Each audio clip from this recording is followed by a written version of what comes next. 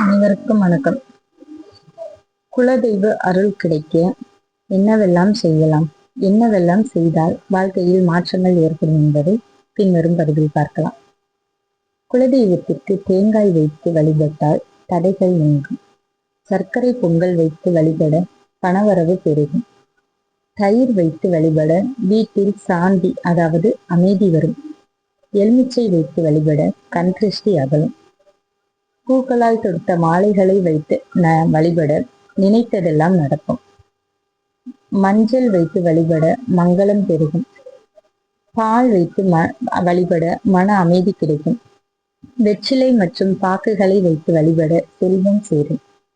நெய் தீபம் ஏற்றி வழிபட அதிர்ஷ்டம் கிடைக்கும். அன்னதானம் செய்தால் புண்ணியம் கிடைக்கும். குங்குமம் வைத்து வழிபட பெண்களுக்கு நன்மை உண்டாகும். அகல் தீபம் ஏற்றி வழிபட வீட்டில் நல்ல சக்திகள் ஏற்படும்.